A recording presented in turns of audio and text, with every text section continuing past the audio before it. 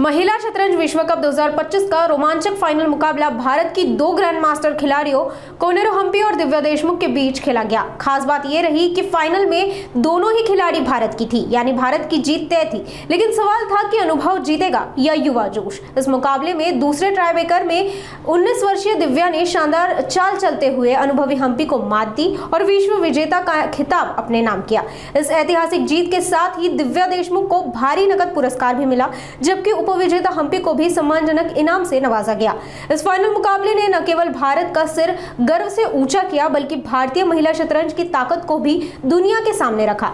आखिरकार युवा खिलाड़ी दिव्या ने ये मुकाबला जीतकर देश और महाराष्ट्र का नाम रोशन किया है। एक छोटी बच्ची ऐसा हम लोग जब देखते हैं उसकी तरफ, लेकिन वो अभी काफ़ी मैच्योर बन के यहाँ पे उभरी है और अभी आगे भी उसको कई सारे अभी खिताब जीतने हैं। तो उनको हमारी तरफ से, आप सभी की तरफ से शुभेच्छा। उनकी तो ऑलरेडी वो रोल मॉडल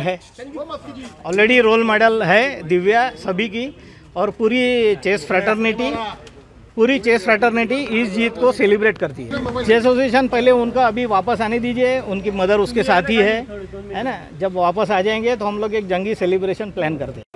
काय भावना व्यक्त करा?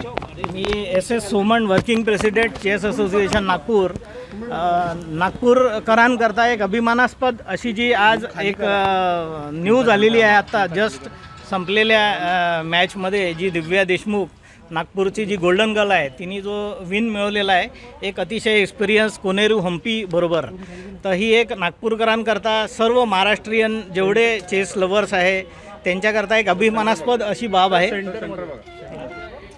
आणि त्याचबरोबर तिला ग्रँडमास्टर टायटल पण या विनच्या निमित्ताने मिळालेला आहे। ती पण एक महत्त्वाची एक लँडमार्क अचीवमेंट आहे। तिला 2 दिवस टायब्रेक झाला, 2 दिवस टायब्रेकमध्ये गेलं। दोघेही खेळाडू हे ॲक्च्युली इंडियन टीमचे दोघेही आपापसात खेळणारे असे प्लेयर्स आहे, एक टीम मेंबर्स आहेत, पण इथे इंडिव्हिज्युअल होती। दोघेही आपल्या आपल्या रिस्क न घेता समोर क्लासिकलमध्ये दोन्ही ड्रॉ झाल्या। पहिल्या रॅपिडमध्ये पण थोडी रिस्क घेतल्या गेली, पण अगदी खूप रिस्क नाही घेतल्या गेली। पण सेकंड जो डिसायडर गेम आहे त्याच्यामध्ये दोघांनी रिस्क घेतली आणि शेवटी एंड गेममध्ये दिव्यानी चांगला विन काढला, एंड गेममध्ये नेऊन रूक एंडिंगमध्ये। फरक हा आहे की दिव्या जी आहे, दिव्या एक यूथफुलनेसचं एक प्रतीक आहे।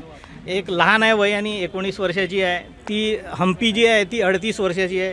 निश्चित तिला खूप चांगला एक्सपिरियन्स आहे तिच्याजवळ, पण दिव्याला पण आता त्या लेवलचा खेळण्याचा भरपूर एक्सपिरियन्स असल्यामुळे शेवटी तिने सगळ्या गोष्टीवर मात करून शेवटी जी एक्सपिरियन्स आहे त्याला बाजूला करून शेवटी विन काढला।